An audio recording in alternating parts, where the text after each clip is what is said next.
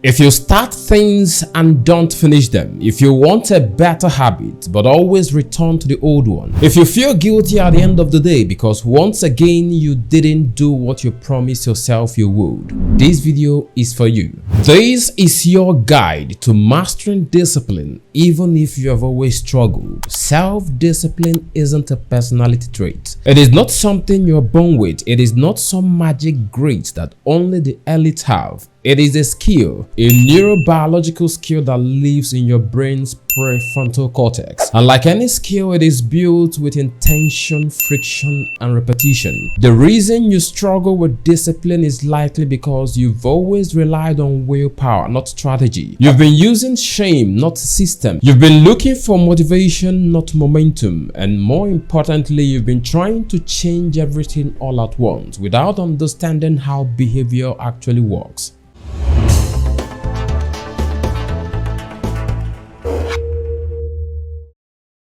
You need to understand that self-discipline is less about control, but more about connection. Connection to your why, your identity, and your future self. It's not about pushing harder, but designing smarter, because discipline doesn't start with doing 100 push-ups at 5 a.m. It begins with honoring the promise to yourself to get out of bed when you said you would. And that begins with making things so small, so simple, and so repeatable that you can't just fail. And that's how the brain learns to trust and how identity rewires. The people you call discipline are just people who made it easier to do the right things and harder to do the wrong ones. They don't rely on self-control, they rely on structure. And so how do you build self-confidence when you've never seen yourself as someone who has it? It begins with a reorientation, not with force this way, trying to do things out of compulsion, but towards the foundation. The goal is not to overpower your tendencies, but to redesign your terrain that you're creating. Because real discipline isn't about willpower, it is architecture, the architecture of your day, your mind, and your identity. And here is how to begin that reconstruction. Step 1 is to build identity-based habit. Behavior change that lasts is rooted in identity. Your identity is your internal narrative that answers the question, who am I? Your values are the principles, beliefs, and standards you hold as important, like honesty, freedom, growth, and excellence. The alignment between identity and value is what builds discipline and resilience. This is so powerful. If you do anything outside of this alignment, you will always struggle. You don't become disciplined by hitting goals. You become disciplined by proving to yourself in small, consistent ways of